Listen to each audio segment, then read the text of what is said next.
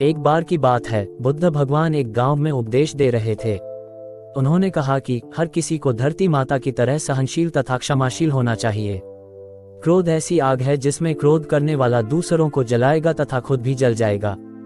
सभा में सभी शांति से बुद्ध भगवान की वाणी सुन रहे थे, लेकिन वहां स्वभाव से ही अतिक्रोधी एक ऐसा व्यक्ति भी बैठा हुआ था जिसे ये सारी बातें बेतुकी लग रही थी। वह कुछ देर ये सब सुनता रहा, फिर अचानक ही आग बबूला होकर बोलने लगा, तुम पाखंडी हो। बड़ी बड़ी बातें करना यही तुम्हारा काम है। तुम लोगों को भ्रमित कर रहे हो।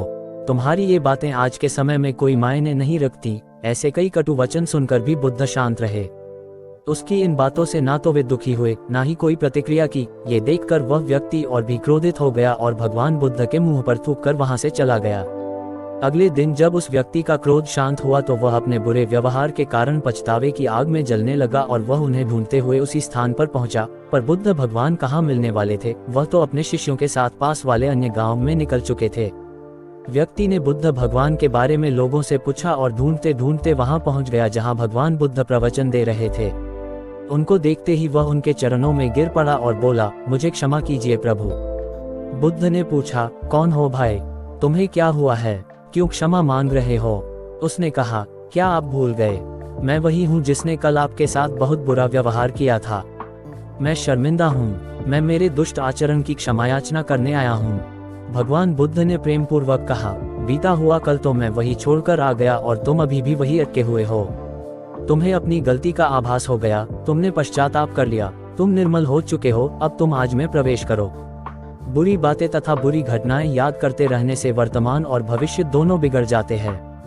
बीते हुए कल के कारण अपने आज को मत बिगाड़ो। बुद्ध भगवान की मधुर वाणी सुनकर उस व्यक्ति का सारा बोझ उतर गया।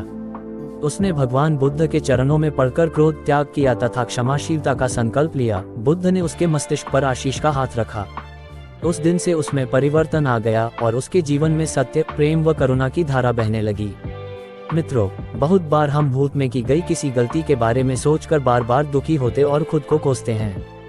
हमें ऐसा कभी नहीं करना चाहिए। गलती का बोध हो जाने पर हमें उसे कभी ना दोहराने का संकल्प लेना चाहिए और एक नई ऊर्जा के साथ वर्तमान को सुदृढ़ बनाना चाहिए। दोस्तों, अगर आप हमसे पहली बार मिले हो तो चैनल को लाइक और सब्सक्राइब कर लेना ताकि आपसे दोबारा मुलाकात हो सके। अपना कीमती समय देने के लिए धन्यवाद।